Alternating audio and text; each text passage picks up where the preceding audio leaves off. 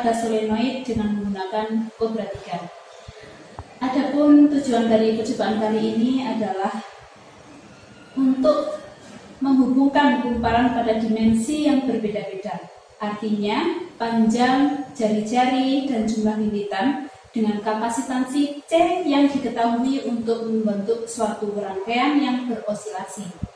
Dari pengukuran frekuensi yang alami tersebut, maka digunakan untuk menghitung induktansi kumparan dan kemudian untuk menentukan hubungan antara satu, induktansi dan banyaknya lilitan, yang kedua, induktansi dan panjang kumparan, yang ketiga, induktansi dan jari-jari dari kumparan.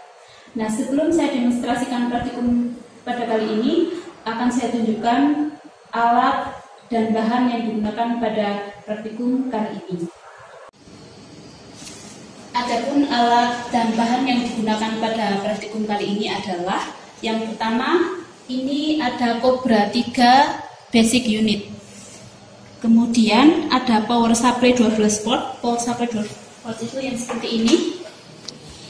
Ini power supply-nya untuk memberikan ketegangan pada Cobra 3 basic unit.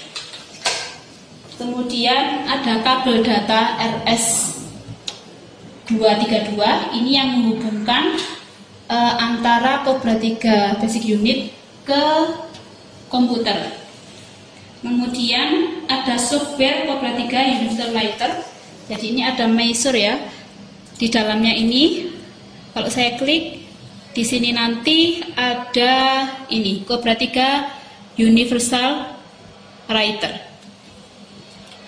Kemudian ada modul Cobra 3 function generator. Ini modulnya Cobra 3 function generator. Kemudian kumparan induksi dengan beberapa jenis macam lilitan. Di sini ada yang jumlah N-nya 100 lilitan, 200 lilitan, 75 lilitan, 300 lilitan, 300 lilitan, dan 300 dengan diameter yang berbeda. Ini misalnya diameternya ya 41, panjang jumlah lilitannya adalah 100 dan seterusnya. Kemudian ada kumparan 1200 lilitan. Ini yang nanti akan memberikan induksi ke kumparan induksi yang lain. Kemudian kapasitor. Kapasitor di sini nilainya adalah 0,47 mikrofarad. Ini kapasitor. Kemudian ada kabel penghubung. Kabel penghubung ini digunakan untuk menghubungkan dari function generator ke kumparan 1200 lilitan. Kemudian ada yang digunakan untuk menghubungkan antara kumparan yang akan diinduksi ke Cobra 3. Di mana Cobra 3 basic unit ini nanti pengolahan datanya ada di komputer. Nah, selanjutnya sebelum kita ambil data praktikum kali ini, peralatan dirangkai sebagaimana yang ditunjukkan dalam modul praktikum. Jadi ini prinsipnya. Cobra 3 basic unit ini diberi sumber tegangan. Kemudian modul ini dihubungkan ke lilitan yang akan menginduksi. Kemudian kumparan yang terinduksi ini nanti akan dihubungkan ke sini. Kemudian ini kapasitornya ya.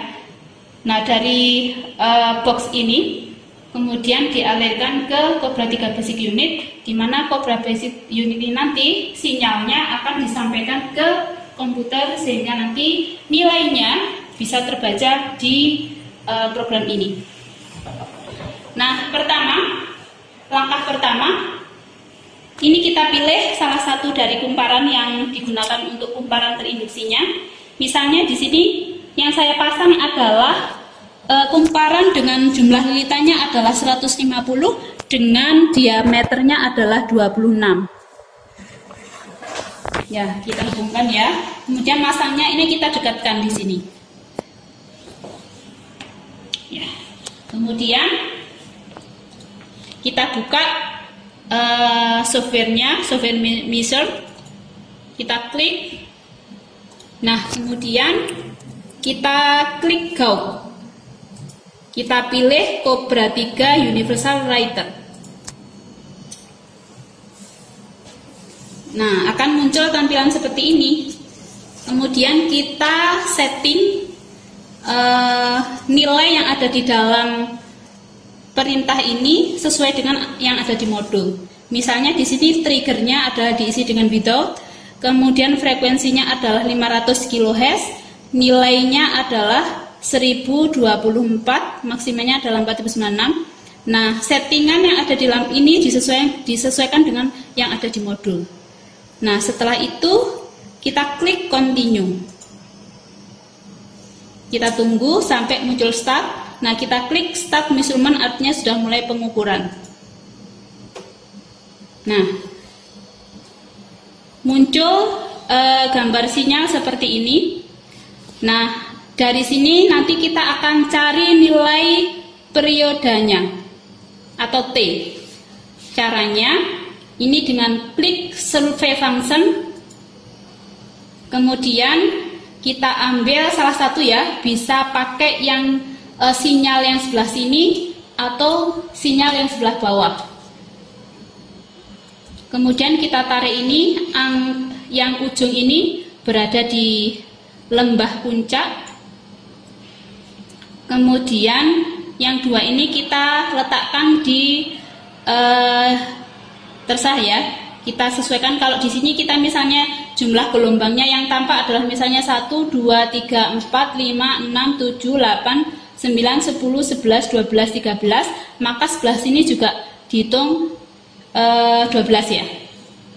1, 2, 3, 4, 5, 6, 7, 8, 9, 10, 11, 12. Jadi di sini misalnya.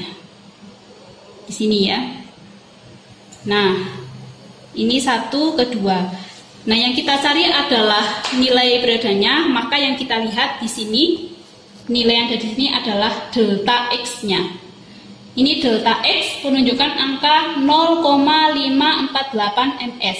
Artinya T-nya, T kecil, waktunya adalah 0,548 milisekon. Kemudian berapa jumlah N-nya? Saya carikan tas dulu.